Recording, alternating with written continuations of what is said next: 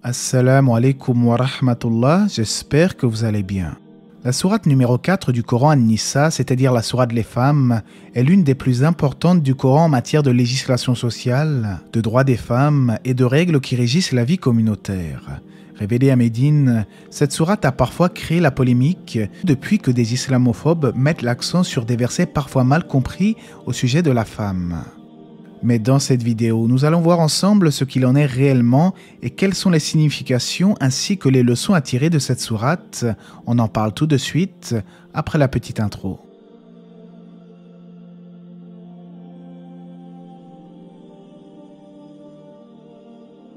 La sourate s'ouvre avec un rappel qui nous dit que tous les êtres humains, hommes et femmes, sont créés à partir d'un seul être.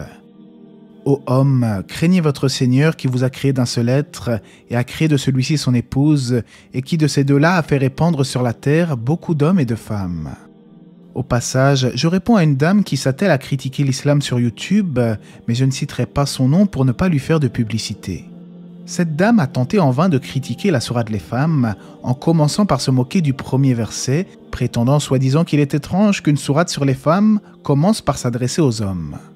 Or, le terme arabe du verset s'adresse à l'humanité, Ya ayyuhan nas, qui peut être traduit par Ô vous les gens, dans son sens global.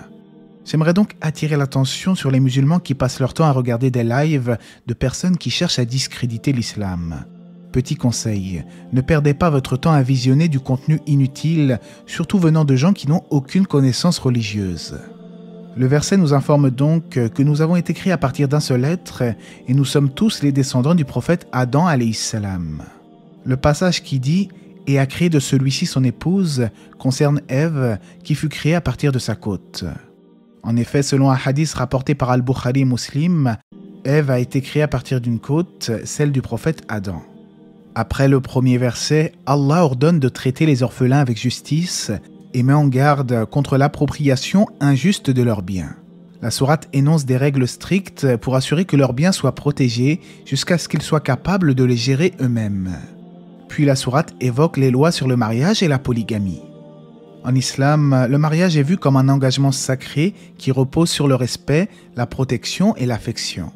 L'autorisation de la polygamie dans le Coran est limitée à 4 épouses, à condition de traiter chacune avec justice. Cependant, comme il est difficile de maintenir cette justice parfaite, il est plutôt recommandé de se marier avec une seule femme si l'on craint l'injustice. Si vous craignez de ne pas être juste avec celle-ci, alors une seule.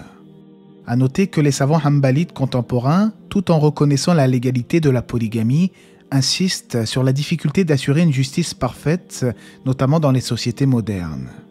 Pour rappel, l'école hanbalite est l'école qui se base initialement sur les enseignements de l'imam Ahmad ibn Hanbal. Pour faire simple, beaucoup de savants hanbalites aujourd'hui déconseillent la polygamie si l'homme n'est pas sûr de pouvoir remplir ses obligations de manière juste et équitable. La sourate évoque ensuite le partage de l'héritage. En fait, la sourate An-Nisa révolutionne les traditions pré-islamiques en accordant aux femmes des droits d'héritage clairs. Les parts sont attribuées de manière à garantir une répartition équitable entre hommes et femmes, tout en prenant en compte les responsabilités économiques de chacun. En effet, en islam, c'est à l'homme de gérer la finance de son foyer, il n'y a pas de 50-50 comme cela est courant dans certains couples. Bien entendu, il est évident que la femme peut participer si elle considère que son mari est dans le besoin, il s'agit de bon sens.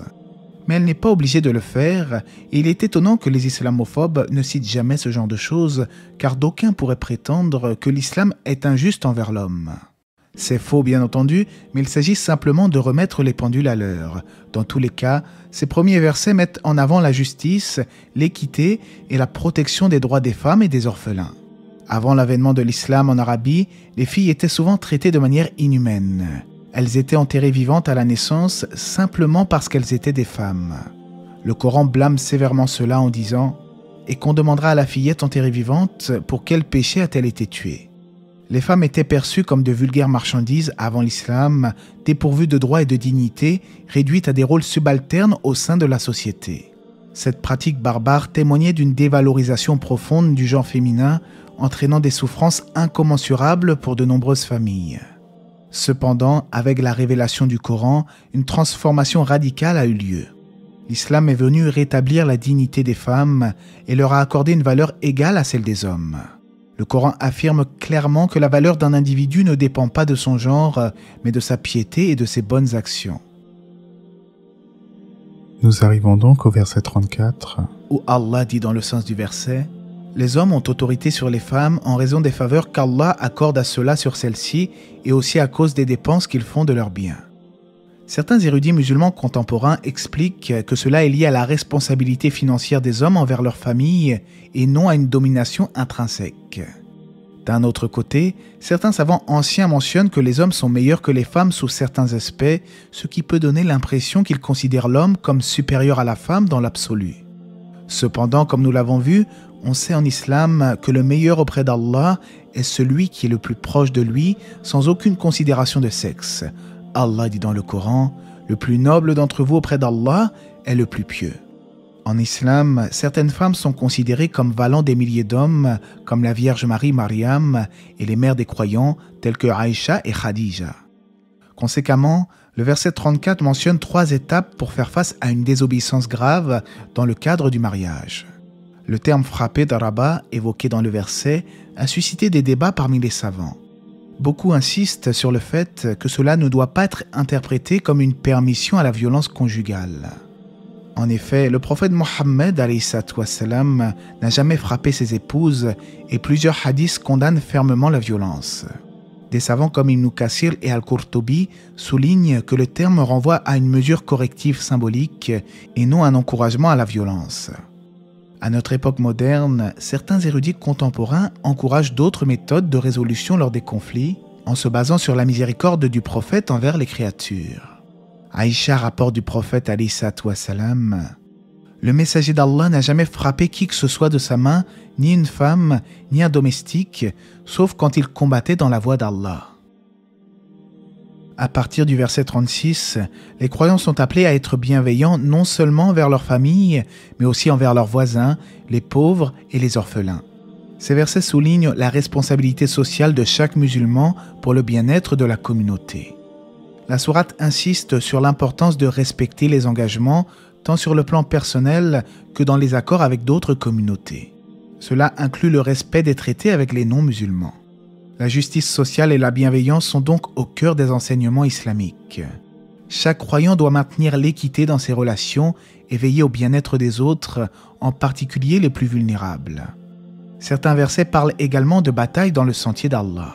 Les versets relatifs au combat dans le Coran ont été révélés dans un contexte spécifique où les musulmans faisaient face à des menaces de la part des Quraysh et autres ennemis qui cherchaient à les persécuter. Ils subissaient des agressions et des trahisons de pacte et les combats avaient pour objectif la défense de la communauté. La plupart des combats étaient donc défensifs, bien que, comme dans toute civilisation, il y a eu des campagnes d'expansion.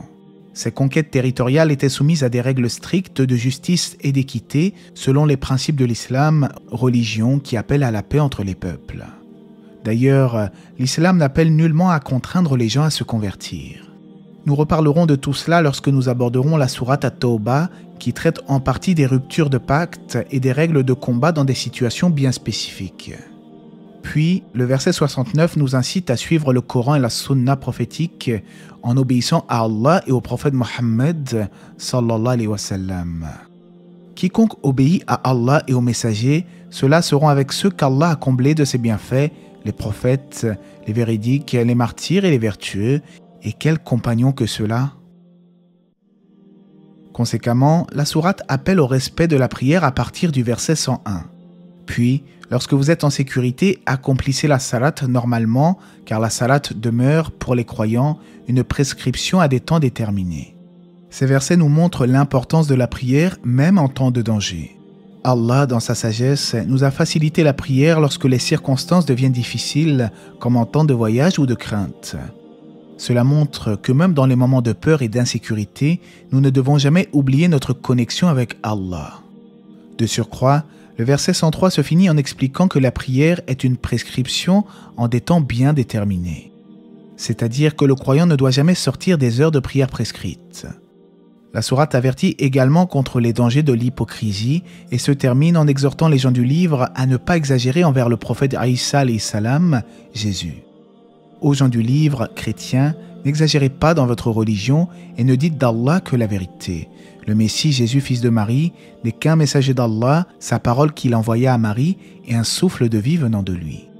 Le musulman doit entretenir le dialogue avec les gens du livre et il est recommandé d'appeler les gens à l'islam avec sagesse et bonne exhortation, notamment en soulignant les erreurs du christianisme actuel. En définitive, la sourate An-Nisa est une sourate qui aborde des questions importantes comme les droits des femmes et les principes de justice. Nous avons vu dans cette vidéo que l'homme doit être respectueux envers son épouse, car le respect mutuel est la clé de la stabilité familiale. Le prophète alayhi salatu wassalam nous a certes recommandé la bonté envers les femmes. Ces enseignements restent profondément pertinents pour le monde d'aujourd'hui, guidant les musulmans vers une vie équilibrée, juste et bienveillante. Dans la prochaine vidéo, Inch'Allah, nous étudierons la sourate numéro 5, la table servie, et Allah sait mieux. N'hésitez pas à vous abonner si vous êtes nouveau sur la chaîne. Que la paix et les bénédictions d'Allah soient sur le prophète, sa famille et ses compagnons.